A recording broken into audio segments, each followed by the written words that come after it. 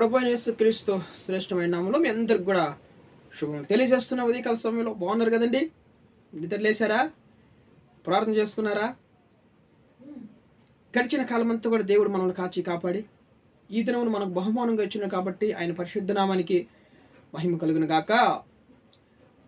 అనుదినము చూడండి, దేవుని యొక్క జ్ఞానం చేత, దేవుని యొక్క కృపవారి చేత మనం అనేక సమస్యలను ఎదుర్కొంటున్నాం కదా.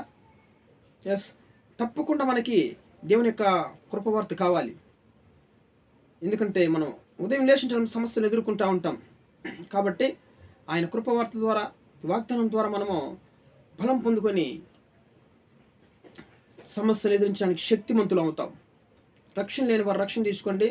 యేసయ్య రక్షకుడు అంగీకరించి రక్షణ తీసుకుంటే పాపక్షమాపణ, నిత్యరాజ్యము, పరలోక భాగ్యము అన్నీ కూడా దేవుడు మనకు అనుగ్రహిస్తాడు. దేవుని నామానికి మహిమ కలుగును గాక. అనేక కృపవార్తలు రాయబడినటువంటి పరిశుద్ధ గ్రంథంలో నుంచి దేవుడు మనకు అనుగ్రహించినటువంటి వాగ్దానం ఈరోజు యెషయా గ్రంథంలో నుంచి 48వ అధ్యాయము 18వ వచనం. నీవు నా ఆజ్ఞలను ఆలకింపవలెనని నేనెంతో కోరుచున్నాను. ఆలకించిన ఎడల నీ క్షేమము నది వలెను, నీ నీతి సముద్ర తరంగము వలెను ఉండును. Praise the Lord. దేవా మీకు స్తోత్రం. మంచి వాగ్దానం ఈరోజు ఇచ్చినందుకు స్తోత్రం చేయండి. ఇక్కడ దేవుడు ఏమంటున్నాడంటే, నీవు నా ఆజ్ఞలను ఆలకింపవలనని నేను ఎంతో కోరుచున్నాను.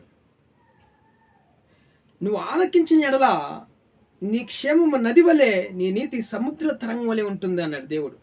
ఎస్, చూడండి, దేవుడు ఏదన్నా ఒక మాట చెప్పాడంటే దాంట్లో ఒక మంచి అర్థం ఉంటుంది. చెవు గలవాడు వినుగాక, ఆత్మ చెప్పుచున్న మాటలు.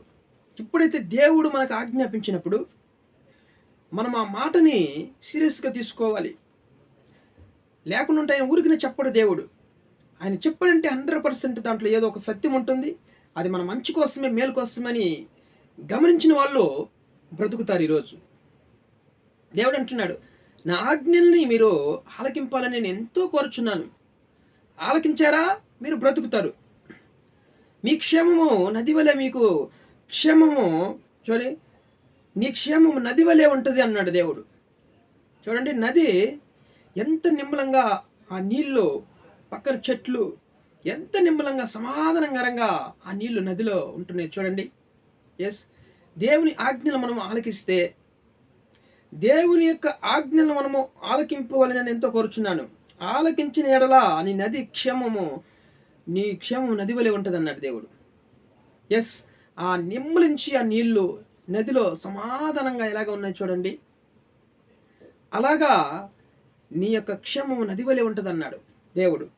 నీ నీతి సముద్ర తరంగం వలె ఉండును. సముద్ర తరంగాలు కెరటాల వల్లే ఎగురుతూ వస్తాయి, మరలా వణిగిపోతాయి, సైలెంట్కి వెళ్ళిపోతాయి వెనక్కి. ఎస్, ఏది కూడా నిన్ను తాకదు. అవి వస్తాయి అలలో, ఆ తరంగంలో ఎగిరి వస్తాయి కెరటాలు, తిరిగి మరలా అవి వెళ్ళిపోతాయి. హల్లెలూయా. ఎస్, నీ నీతి అలాగా ఉంటుంది అన్నాడు అనమాట. కాబట్టి నీ నీతి సముద్ర తరంగం వలన ఉండెను. కాబట్టి నువ్వు ఆయన ఆజ్ఞని ఈరోజు ఆలకించాలి. సామెతల గ్రంథంలో 6వ అధ్యాయం 20వ వచనంలో, నా కుమారుడా నీ తండ్రి ఆజ్ఞను గైకొనుము అన్నాడు దేవుడు. ఎస్, తండ్రి చెప్పే మాట వింటే మన క్షేమం కలుగుతుందా లేదా? ఎస్, కుమారుని యొక్క క్షేమం కోరుతాడు తండ్రి. వాడు చెడిపోవాలని ఎప్పుడు కూడా కోరుకోడు కదా. కాబట్టి నా కుమారుడా తండ్రి యొక్క ఆజ్ఞను గైకొనుము అన్నాడు దేవుడు కదా. కాబట్టి అదే సామెతల గ్రంథంలో చూడండి, ఇంకొక దిక్కు కూడా, ఆజ్ఞను తిరక్షించువాడు చూడండి అందువలన శిక్ష నందును. ఆజ్ఞను తిరస్కరించను అంటే శిక్ష పొందుకుంటావు. కాబట్టి ఆజ్ఞను మనం తిరస్కరించకూడదు, కానీ ఆజ్ఞ ఆలకించి ఆజ్ఞకు మనకు లోబడితే మనం క్షేమంగా ఉంటాం, మనం ఎక్కువ దినాలు బ్రతుకుతాం. సామెతల గ్రంథము 19వ అధ్యాయం 16వ వచనంలో కూడా, ఆజ్ఞను కాపాడుకునేవాడు తను కాపాడుకొనును. చూడండి, ఆజ్ఞ ఎప్పుడైతే నువ్వు అవలంబించి తన ఆజ్ఞను, దేవుడిచ్చిన ఆజ్ఞను కాపాడుకుంటావో నువ్వు కాపాడవు. మరి చూడండి, తన్ను కాపాడుకొడతావు. ఈ యొక్క జీవాన్ని, నీ ప్రాణాన్ని నువ్వు కాపాడుకోగలుగుతావు. ఆజ్ఞ విషయమై అజాగ్రత్తగా ఉండేవాడు చచ్చును అని చెప్తుంది దేవుని లేఖనాలు. ఎస్, ఆజ్ఞల విషయమై పాటించకుండా నువ్వు అజాగ్రత్తగా నీ ఇష్టానుసారంగా జీవించినవంటే ఆజ్ఞను పక్కన పెట్టి వాడు చచ్చును అని చెప్తుంది దేవుని లేఖనాలు కదండి. దేవుడు చెప్తాడు, ఆ పలానా స్థలానికి వెళ్ళొద్దయ్యా, నువ్వు ఇక్కడే కొసనే ఉండి ఆడుకో, ఎంజాయ్ చేయి అంటాడు దేవుడు. లోతైన స్థలం ఒకటి ఉంటుంది అక్కడ, ఆ యొక్క సముద్రంలో, అక్కడికి వెళ్ళొద్దంటాడు దేవుడు. అక్కడ బోర్డు కూడా వేసి పెట్టించాడు. ఇక్కడ లోతైన ప్రదేశం ఏంటంటే డేంజర్ ప్లేస్, ఇది లోతైన స్థలం, అక్కడికి వెళితే ప్రాణాలకు అపాయం అని రాసినప్పుడు చూడండి, ఆ బోర్డు చూసి కూడా మనము అక్కడికి వెళ్ళామంటే మనకి అజ్ఞానమే కదా. వాళ్ళు చెప్పినటువంటి ఆ మాటకి మనం తృణీకరించినట్లు వెళ్ళిపోయినామంటే ప్రాణానికి అపాయం వస్తుంది. దేవుడు చెప్పిన ఆజ్ఞను మనం మితిమీరితే, లోబడకుండా ఉంటే శిక్షను పొందుకుంటాం. నువ్వు కాపాడబడవు,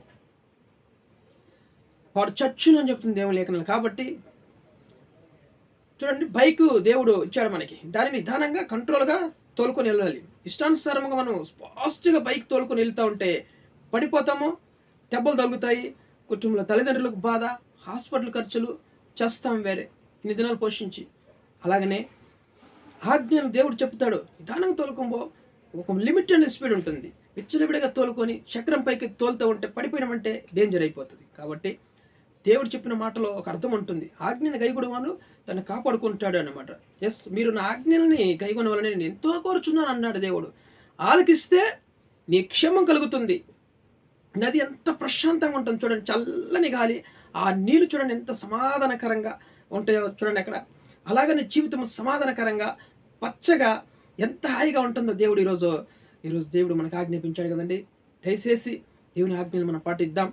ఆయన ఎంతో కోరుచున్నాడు, ఎంతో కోరుకుంటున్నాడు.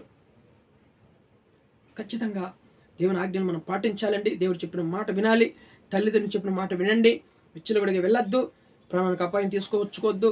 నువ్వు ఆలకిస్తే నీ క్షేమం, నీ జీవితం క్షేమంగా ఉంటుంది, నీ కుటుంబం క్షేమంగా ఉంటుంది, ఆనందకరంగా ఉంటావు, నువ్వు సంతోషంగా హ్యాపీగా ఉంటావు. క్షేమంగా ఉండాలని అందరికి సంతోషమే కదా. ఎస్, ప్రార్థన చేసుకుందాం. ప్రేమ కలిగినటువంటి తండ్రి, ఈరోజు మమ్మల్ని ప్రేమించి మంచి వాగ్దానం ఇచ్చినందుకు వందనాలు. ఎస్సయా తండ్రి, నాయన మీరు నా ఆజ్ఞలు గైకొనవాలని నేను ఎంతో కోరుచున్నాను అన్నావు స్వామి. ఆలకిస్తే మీ క్షేమం నది వలె ఉంటుంది అన్నావు స్వామి. మీ నీతి తరంగం వలె ఉండును అన్నావు, సముద్రపు తరంగం వలె ఉంటుంది అన్నావు స్వామి. నిజంగా మా నీతి నాయన, మా యొక్క నాయన ప్రభువా, క్షేమం నది వలె ఉంటుంది అన్నావు. నది ఎంత ప్రశాంతంగా ఉంటుంది మేము చూసినాం ప్రభువా. అలాగ ఉండడానికి కృప చూపించండి. ఇసయా తప్పుల అపరాధులు క్షమించండి. దయచేసి యవనస్తులు తప్పుల అపరాధులు క్షమించండి, మా కుటుంబస్తుల పాపాలు క్షమించండి ప్రభా. దేశాన్ని, రాష్ట్రాన్ని కాపాడండి, ప్రజలందరినీ కాపాడండి, సంఘాన్ని, సేవకులందరినీ కూడా ఆశీర్వించండి అయ్యా. కృప చూపించమని ప్రార్థిస్తున్నాం తండ్రి. ఎస్ఐ రోగులందరినీ కూడా ముట్టి స్వస్థపరచండి, ప్రయాణస్తులందరినీ కాపాడండి, కుటుంబంలో సమాధాన, ఐక్యత, నెమ్మది తెచ్చేయండి. దైవసేకుల కుటుంబాన్ని, దైవసేకుల సంఘాలను ఆశ్రయించి దీవించి కృప చూపించమని తండ్రి. సమస్త ఘనత, మహిమ, ప్రభావం చెల్లించుకుంటూ ప్రతి ఒక్క జీవితంలో, ప్రతి ఒక్క కుటుంబంలో ఈ వాగ్దానం నెరవేర్చమని యేసుక్రీస్తు నామములో యొక్క ప్రార్థన అడిగి వేడుకుంటున్నాం పరలోకపు తండ్రి. ఆమేన్.